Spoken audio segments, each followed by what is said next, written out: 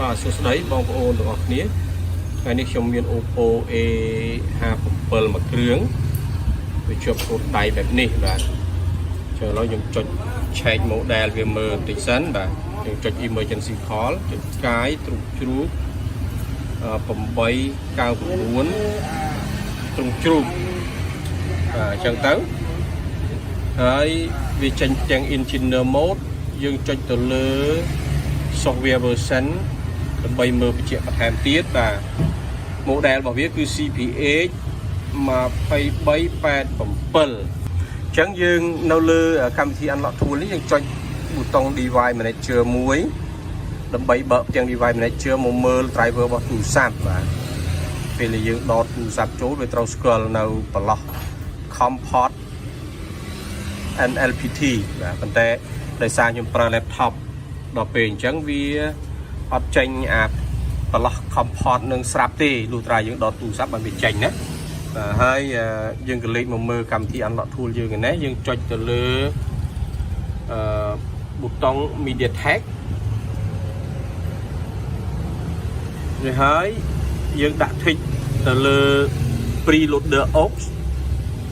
ហើយវាចេញផ្ទាំងតូចមួយឲ្យយើងរើសតើទូរស័ព្ទយើងប្រភេទអីអញ្ចឹងយើង scroll ចុះក្រោមយក Oppo Realme version 1 បើសិនបើយើងធ្វើអា version 1 អត់ដើរទេយើងធ្វើសាថ្មីម្ដងទៀតរើសយក version 2 អញ្ចឹងណាបាទវាមាន2ហ្នឹងឥឡូវយើងរើស version 1 សិនហើយយើងចុចប៊ូតុង select ទៅហើយត្រង់កន្លែងរើស model នេះយើងដាក់ tick កន្លែង EMI ឬហើយយើងរើស model បើសិនបើឃើញមានដូច Oppo A57 ចំរបស់វាអញ្ចឹងយើងរើសយកមកបាទប៉ុន្តែបើសិនបើយើងអត់ឃើញមានទេយើងមិនបាច់រើសក៏បានដែរណាបាទដក tick វាចេញក៏បានដែរបើសិនជាអត់ឃើញមាន model នៅក្នុងប្រឡោះ model ប៉ុន្តែបើឃើញមានអញ្ចឹងហើយយើងដាក់ tick រើសយកវាតែម្ដងទៅឲ្យត្រឹមត្រូវទៅបាទអញ្ចឹងយើងរើសឲ្យត្រឹមត្រូវទៅយក Oppo A57 អញ្ចឹងឬហើយយើងចុចលើប៊ូតុង boot device បាទ boot device អញ្ចឹងវារងចាំទូរស័ព្ទហើយ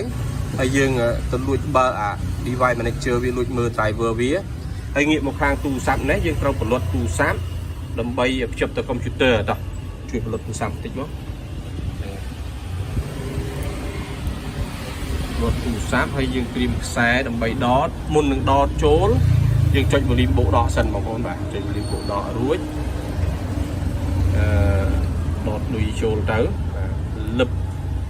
យើងមើលទៅលើកុំព្យូទ័រយើងឃើញវាស្គាល់ណាបាទនេះវាស្គាល់ driver កន្លែងនេះបាទហើយកម្មវិធីរបស់វានឹងក៏វាកំពុងដើរដែរបាទ driver ដែលវាត្រូវស្គាល់កន្លែងនេះបាទនេះ driver នេះ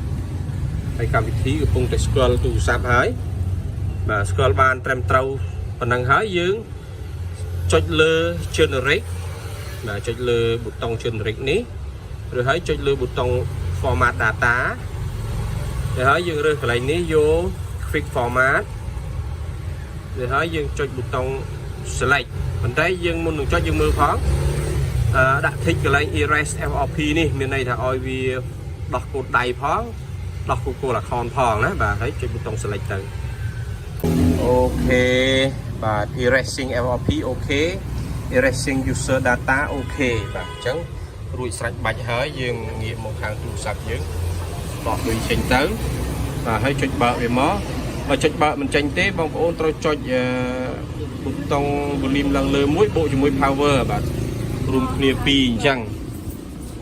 រួមគ្នា2អញ្ចឹងបានវាបើកចេញណាពេលខ្លះណាបាទអូខេបានសម្រេចហើយបងប្អូនactivate ទីទៅតាមពិតនោះតែវាកើតហើយវាមិនទៅចាំបាច់ពុតអីទៀតទេបាទព្រោះវាជោគជ័យទាំងគោល account ទាំងគោលដៃអស់ហើយហ្នឹងបាទប៉ុន្តែយើងទៅតាម step តិចទៅណា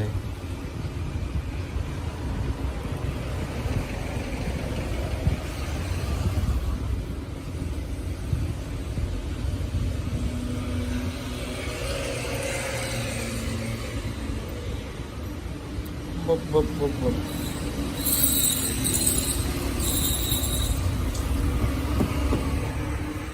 អូខេ ទៀតហើយ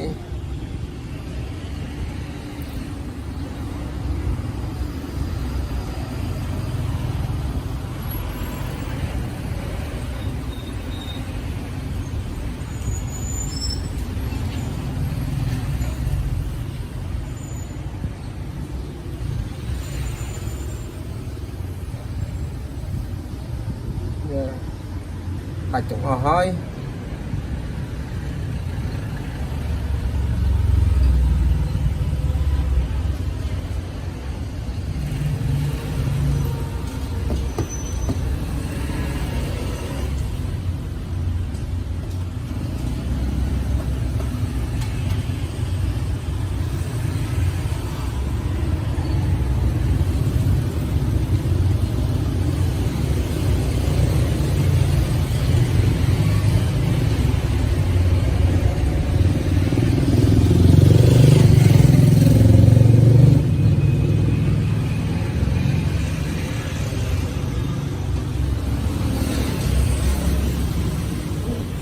em